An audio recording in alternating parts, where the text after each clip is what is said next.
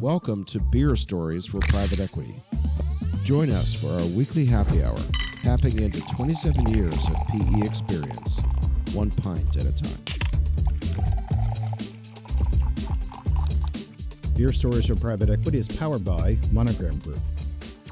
On today's show, we're excited to be joined by Tim Brackney, CEO of Springline Advisory. And for Monogram Group, here's your host, Scott Markman. Please fasten your seatbelts. Welcome to Beer Stories for Private Equity. We are thrilled to have Tim Brackney from Springline Advisory joining us today. Tim, welcome to the podcast. Glad to be here, Scott. I want to start the discussion with your background. My understanding is that you now live in the middle of Oregon, but that you went to Notre Dame undergrad and got your MBA at Stanford. So let's predate that. And where were you raised? I was actually adopted in Vietnam in the early 70s. Lived in Saigon, actually left on one of the last civilian flights out of Saigon before the fall of Saigon. Wow. Both my parents worked for the diplomatic corps. My dad then took a job with a government NGO that was based in the Philippines. I went from there to Dhaka, Bangladesh, and lived there from kindergarten through ninth grade. Wow. Yeah. Wow. Yeah. And then my dad retired to a small beach town in Oregon, 8,000 people, called Florence, Oregon.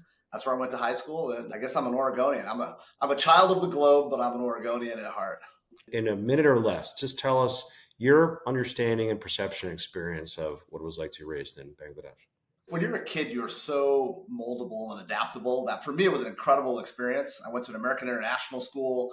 My classmates were from other countries, and I got a phenomenal education, and I didn't know otherwise. That experience imprinted something on my DNA.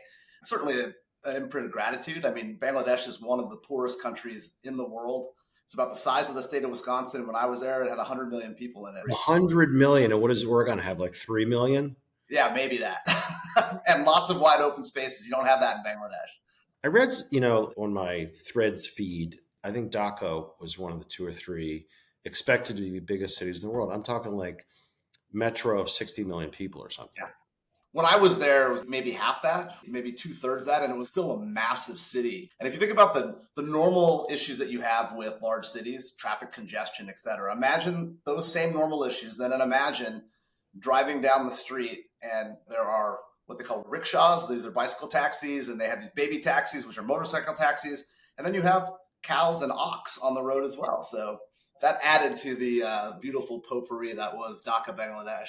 I'm going to take a pause right here, as we always do at Beer Stories for Private Equity, to bring the beer into the equity. For those who are seeing this on the screen, it's Modelo Cerveza. Why did I pick Modelo today? Because it was in the fridge. Also because I believe it's the biggest brand in America right now. And if this is a brand show, then I thought it would be kind of cool. How about you, Tim? Very cool. I kind of went the other way. I've got a Deschutes Brewery Pilsner called Crispin. Now, Oregon is the home of the microbrew. I mean, it's sort of the origin of the microbrew, and I think it's been sort of overtaken.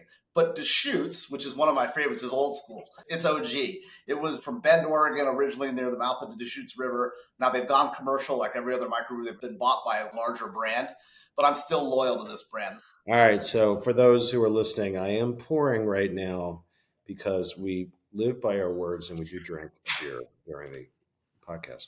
You're a little Cheers. classier than I am, Scott. I'm drinking out of a can. So let's go back to your background. Notre Dame undergrad, Stanford MBA, two of the premier universities in America. Any differences in the culture, approach to education, compare contrast between Notre Dame and Stanford? Well, for one, I went undergrad one and I got a grad school in the other. So there's a little differences there, but they're both excellent schools, different cultures. I mean, one is smaller, Midwest, religious affiliation, and Stanford, obviously on the West Coast in Silicon Valley and non-denominational. Both really focused on the student experience. So for me, that was excellent. I was coming from a town of 8,000 and I'd lived overseas before, had small class size. I went to Notre Dame, there was 8,000 undergrad. It was great. You could choose your major then and you didn't have to apply to another school. So I had a phenomenal experience there. And it was a national school, so you got an experience to meet people from all over as opposed to a regional school where generally you're just finding people from around the area. It was an incredible experience, super fun, really focused on football and education. From Notre Dame, you go to PwC and you were there for 10 years. What are the pros and cons of the Big Four? When I joined, it was the Big Five because I actually joined at Price Waterhouse before the merger at PwC. And for me, what was great, those large firms have really intense training programs for people coming out of undergrad and into the workforce. They're sort of built for that. That's how their model is built. And so they know that they have to attract kind of a horde of students to come in. They say, try to take the best and the brightest. They put them through their machine, and then they realize there's going to be attrition along the way. But if you're one of those folks who come in early, you get access to a lot of things. You get access to an incredible client base. You get practical and textbook knowledge added on to the textbook knowledge that you already had. And I think for me, what was most important was two things. One, access to other folks in your peer group who are 3 or 4 years ahead of you, have kind of gone through this and who would become mentors and or friends for life. But also, you come in as somebody who doesn't have a lot of real world experience, and you're kind of thrown into the pool where you have to go talk to a client who really doesn't want to be audited. So the soft skills that you get in terms of trying to make connections with people who you're there basically irritating was like a really, really excellent experience from a finishing perspective as a professional. So did you start working with Fortune 250 clients? Pretty much right away. My first client was an initial public offering for the largest steel company in Oregon. And then I had Nike. All my clients were public clients. So yeah, I got thrown into the deep end right away. How about sort of the learning aspect of collaboration in doing what you did for your clients? I mean, that's got to be a part of the maturation process, right? It completely is. Collaboration is a really big piece of it, both collaborating with your team, but then also collaborating with a client who you're rendering an opinion on. And you're not there for a gotcha moment, but you are there to give an opinion. So you have to find that line to say, these are the things that we need to do to get comfortable. And we're not going to fly at such a level that we can't give you or the public markets comfort as well. That interaction with the client, both trying to develop the connection, but also understanding that you have a job to do and that you can have a friendly relationship, but you're not friends from a standpoint of what you're doing on the engagement, I think for me was an incredible experience. I could also anticipate that preparing materials and presenting them was a big learning curve or skill set to develop because a lot of things go sideways and you can't get caught off guard. You're 100% right on that. I mean, I was a first or second year staff and I was responsible for some section of the audit. The managing partner of our office in Portland was also the signing partner on Nike. Everybody was scared of him. And so he called 5 of us out. He said, hey, we're going for a meeting. When we went into the meeting, the CFO of the company was there, Bob Falcone, and he wanted us to give the CFO unprompted a readout. Here I am sitting across from the CFO of Nike in a meeting where I'm telling him about my findings. And our managing partner had the confidence to bring us in unscripted to have a discussion with him. So to me, I took incredible confidence coming out of that, even though I was nervous as hell. In 2013, we were on a reality TV series. No way. Called The Pitch. And I was filmed 12 hours a day, 8 days straight. And as a president of the agency, I had to present our campaign to the client with cameras like right here and a bunch of lights and you're mic'd up. And it was maybe the best work we have ever done, but it was up to me to present it. And you go, I can survive almost anything. Wow, what an experience. So you were at PwC for how many years? 20? No, I was there for 10. And they paid for my grad school. So like I count that 2-year window because I was interning with them and still doing some projects on the side. But yeah, I was there just under 11 years. Yeah. Okay. And then went to where? I went to a company that was called Resources Connection when I joined and then rebranded to RGP. So let's talk about RGP and this next chapter in your career. What was enticing about that? And again, what were the big takeaways from that experience in a compare contrast to your Big Five experience? When you're sort of in the big firm machine, you're kind of on the ladder and you're progressing toward a point where your decision is ultimately to be a partner. And for me, partner at the firm at the time felt like a vow of omerta. You're in and you're not getting out. It was a really, really kind of heavy commitment, or it felt like. I sort of had come to the realization that the firm was huge and that even as a partner, I felt like it would take me a while before I could be someplace where I felt like I could have impact. And so I started looking around to determine what I wanted to do. And I found this opportunity to run a small practice for this newly public firm, RGP. And what I liked about it was that it had sort of the big firm heritage, but had decided to operate in a completely different way from a cultural perspective, et cetera. And I liked the idea that I was going to get an opportunity to operate and run a P&L, which I think in a larger firm would have taken me a lot longer, if at all. And that's what attracted me to it, was this startup-y nature to this firm. The firm was about 100 million in revenue when I joined, was I think 8 offices or so, maybe 10 offices around the country. And so I just like the idea of the contrast of sort of getting it on the ground floor to help build something. What does RGP stand for? RGP stands for Resources Global Professionals. So it was the resources connection and then the idea that we went global and that we're a professional company. So how long were you at RGP? I had intended to be there for 2 years and kind of figure out what I wanted to do there and see if there was things that I could take away from it, like I had at PwC, and then progress on to another opportunity. That was what I told myself going in. And I stayed there for 20 years.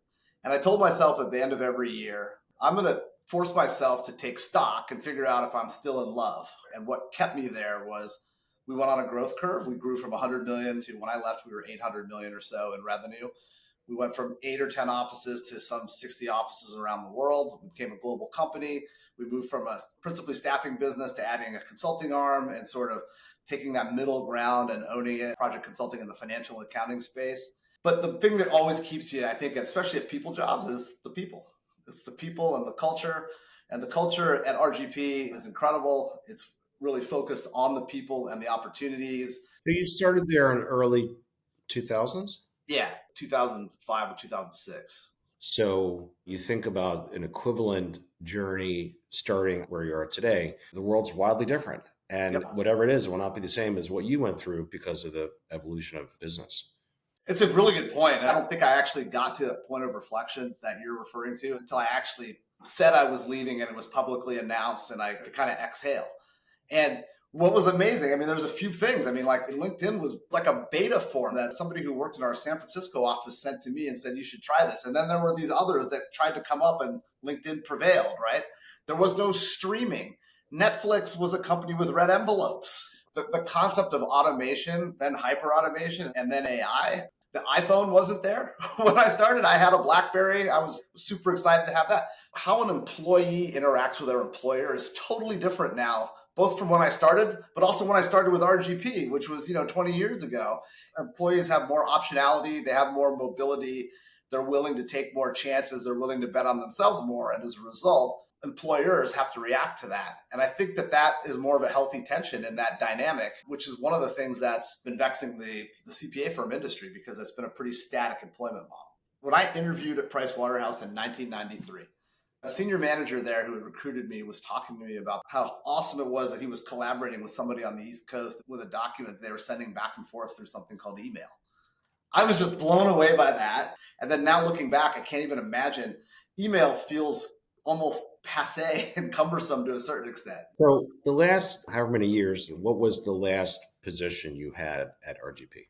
I started out as the managing director of our Portland practice. When I ended, I was the president and chief operating officer. That was also one of those things where when you're on the journey, you don't really think about it, where I started to where I ended up and where the company ended up, and just kind of the scope and scale of both the role and the company was kind of cool, like to actually have perspective to enjoy it when we weren't in the moment of it. Couple of inflection points that you would tie back to the scaling, the success, the growth. What are the 1 or 2 inflection points that happened on the way? Most of the growth that we did was sort of in 2 arms. We did a couple of acquisitions. We bought some practices out of one of the big 4 firms in the Netherlands and the UK. So that got us a real beachhead internationally. And we would bet on the people. So we'd go find people in the markets we wanted to be in. We'd bet on them. We'd open an office, get them a Class A space somewhere in the financial district. And then they would get trained by other managing directors and we would grow organically. That's a really fun phase to be in. It's super entrepreneurial. And then you get to a point where you have enough scale that your base is so big that you have to start thinking about different ways to accelerate your growth. And one of the things that we did was a sales transformation where we put in a CRM and all these offices that have grown independently. We tried to figure out how to work together and become more go-to-market oriented from a sales perspective. And that was something that I was heavily involved in. I led that effort. It was a transformation. It was hard, but we could see the fruits of that labor. And then you could kind of see how that could lead us on a stronger path to growth. And now the company is going through, it looks like another transformation where they're going to try to be more heavy on the consulting side, which was something that we always thought that we wanted to do. So they're continuing on their own journey now. After 20 years, why did you decide to leave? The year I left, I turned 50 and I had a 20-year anniversary with the company. Those 2 events individually are contemplative events, but when you combine them, they really kind of force you to ponder your existence. I'd never intended to be at a company for 20 years. It just kind of forced me to think about, okay, my next step was to be the CEO. I was the name successor. Is that really what I wanted to do? And it just happened to be that this is a profession that I believe is still a noble profession. It's where I got my start. And the idea that bringing in a new capital structure and to add scale to middle market CPA firms who couldn't otherwise get it themselves and to form a new kind of firm, that was just too alluring of a mix to pass up on. And so I put myself back on a journey. Tell us a bit about your current position, Springline Advisory. Who's the PE firm? What's the investment thesis? So our PE backers are Trinity Hunt Partners. They're a middle market PE fund based out of Dallas. They're business services only, which I liked. And I like the fact that they're big enough to have heft and scale, but small enough that their bets matter. They don't play a yield game. They're in the canoe with you. When I joined, they'd made an investment in an initial CPA firm, and then I launched Springline when I came on because it's a separate umbrella brand that we will plug the firms that we buy into and will evolve over time into one firm. The thesis is there are less people coming into the CPA world, and they're staying for a shorter period of time. The profession is very much needed for financial security in our country and the global markets around the world. And so how do you take that and just recognize that there's a universe of 45,000 CPA firms in the US, right? And so what I observed was like everybody talks about a middle market strategy, and then when they get in the seat, they go hunt the bigger game. They can't help themselves. And when I started talking to Trinity Hunt, we talked about how the middle market would be an incredible opportunity, and that even as larger regional firms were taking money from private equity, that would actually force them even to move up more to chase bigger game, and that was going to leave this almost 50% of GDP as middle market. So could you build a middle market firm by founding it with incredible firms who couldn't have done it themselves and put them under the banner of Springline and infuse private equity capital and start a firm that will be here long after you and I are gone? And now that I've jumped in, that's what we're trying to do. So it's been quite exciting. Is there anything in the investment thesis of what you're doing at Springline that is meaningfully different and you believe better than 5 other roll-ups or whatever is happening at middle market accounting? Our model is different. I mean, you've got traditional platform where you make an investment in one firm and you just kind of roll everything underneath it and kind of fatten the cow. And then on the other end of the continuum, there's more firms where they stay as independent. And so what we're doing is saying, hey, look, in this phase of our existence, we are going to go try to find firms who want to be a founder in a larger firm. We're looking at 10 to 15 accounting advisory firms and going on an evolutionary journey together where we're creating a firm. It is kind of the middle path. It's not the easiest path, but for me, it was the right path because what we're trying to do is build a firm that's going to exist through time, not one that we're trying to build to flip. The thesis is a foundation, but it's the house on which you build that and which brand architecture to agree upon and pursue. But there are certain firms where they have an open mind about this. They're looking to us to help research, advise, and decide in a collaborative sense. So there's no one size fits all. And we don't walk in with, well, we know what the right answer is, and we will together figure it out and get consensus. And I have to tell you, as the old guy doing this stuff, this challenge and set of what are we hired for is so fascinating because it's a blend of, I'll call intellectual factors, financial factors, but also brand factors, which are a little more qualitative and creative, and finding the opportunity to thread the needle. What's interesting to me, and since you do a lot of this work, first of all, just the emotional attachment to brand that folks have. It's way more emotional maybe than I thought. And so as we started to craft what our evolutionary journey was, we also know that you have to take that into account. We also had to take into account the fact that when we launched Springline, we were new. We almost couldn't and can't argue that we have more brand equity, especially when we first started talking to folks. And so we recognized that there had to be a breathing period, but we knew that over time, we're going to be one firm. That journey of standalone to side-by-side to endorsed to one brand, that's like an accordion. In a perfect world, you do it in, like these things, but every one of these is a little bit different. And like a year from now, Springline will be different than it is now. That's one of the things I've learned the most in this is just how emotional the brand element is. Right. And how varied the journey is. Tim, I can summarize this for you in a couple of metaphors. Number one, you're building the plane as you fly it. And that scares some people and others don't care. Number two is the phrase, you cannot tell somebody their baby's ugly. Yeah, there's an emotional element to it, which is kind of the first thing that you get and is exactly the things that you've encapsulated. And then at least what I found in this profession is that most folks take a practical or rational view to this, and you have to separate the practical from the emotional. I've learned that that's a different journey for folks. And if they're an important piece to what we're doing, we'll put them through the same paces, but not at the same pacing. What we've learned in the last couple of years is the timing of the journey is critical. Because if somebody wants a quick flip and they're going to go on an M&A bender and acquire 5 firms in 2 years and then package up and sell it, then great. Who am I to tell private equity partners that thesis is wrong? A lot of people make a lot of money doing that, and that's fine. But if that's not the game, then you maybe think a little bit differently. It's our job to identify the best path and support it as opposed to change people's minds. I agree. And I think that's when we get back to saying that private equity is not a monolith. And so they might all have the same value creation plan, but the paths to get there are varied. Scale of 1 to 10, how much does brand matter in the space you play in? I think I would say 5. And I would just qualify this answer by this. If you have a powerhouse brand, it is a powerful beacon. PwC is one of those brands where you're one of 4 people that for sure are going to be invited to every dinner party. RGP was sort of a scrappy, kind of a challenger brand. And we almost walked around with a chip on our shoulder. At one point, actually called ourselves the best kept secret, which, by the way, you don't want to be the best kept secret. You want everybody to know about you. if anybody who says to me they're the best kept secret, I politely say to them in other words, then you don't know what the F you're doing.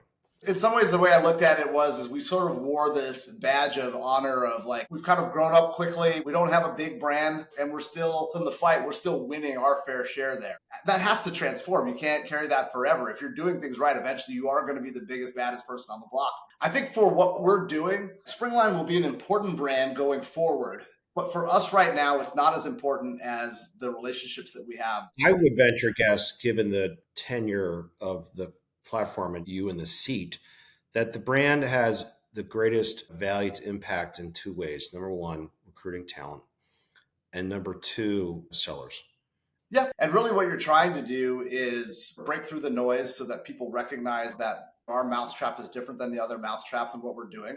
We want the ones who are comfortable, as you said, being in the plane, flying it while we're building it. Not everybody's a pioneer. We want people who want to program in the live code with us. And there are those that are out there who want to do it and who want to actually put their imprint on the DNA of a firm. They want to be a true founder. So if our brand helps us do that, great.